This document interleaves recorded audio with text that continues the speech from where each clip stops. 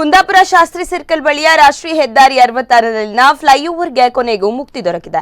ಯಾವುದೇ ಪೂರ್ವಯೋಜಿತ ಕಾರ್ಯಕ್ರಮಗಳಿಲ್ಲದೆ ಭಾನುವಾರ ಸಂಜೆಯ ಬಳಿಕ ಫ್ಲೈಓವರ್ ಮೇಲೆ ಅಧಿಕೃತ ವಾಹನ ಸಂಚಾರಕ್ಕೆ ಅವಕಾಶ ಮಾಡಿಕೊಡುವ ಮೂಲಕ ಫ್ಲೈಓವರ್ ಲೋಕಾರ್ಪಣೆಗೊಂಡಿದೆ. ಕಳೆದ ಕೆಲವು ವರ್ಷಗಳಿಂದ ಆಮೆನಡಿಗೆಯಲ್ಲಿ ಸಾಗುತ್ತಿದ್ದ ಫ್ಲೈಓವರ್ ಕಾಮಗಾರಿ ವಿಳಂಬದ ಕುರಿತಂತೆ ಅನೇಕ ಪ್ರತಿಭಟನೆಗಳು ನಡೆದಿತ್ತು. ಪುರಸಭೆ, ತಾಲೂಕು ಪಂಚಾಯಿತಿ ಹಾಗೂ ಕೆಡಿಪಿ ಸಭೆಗಳಲ್ಲಿಯೂ ಇದು ಪ್ರಸ್ತಾಪವಾಗಿತ್ತು. ಕಾಮಗಾರಿಗೆ ಶೀಘ್ರದಲ್ಲೇ ಮುಕ್ತಾಯ ನೀಡುವಂತೆ ಜಿಲ್ಲಾಡಳಿತ ಹಾಗೂ ಉಪವಿಭಾಗಾಧಿಕಾರಿಗಳು ಎಚ್ಚರಿಕೆಯನ್ನು ನೀಡಿದ್ದರು. ಸದ್ಯ ಫ್ಲೈಓವರ್ ಸಂಚಾರಕ್ಕೆ ಮುಕ್ತವಾಗಿರುವುದನ್ನು ಸ್ವಾಗತಿಸಿರುವ ಸಾರ್ವಜನಿಕರು ಸಾಮಾಜಿಕ ಜಾಲತಾಣಗಳಲ್ಲಿ ಸಂಭ್ರಮ ಹಂಚಿಕೊಳ್ಳುತ್ತಿದ್ದಾರೆ.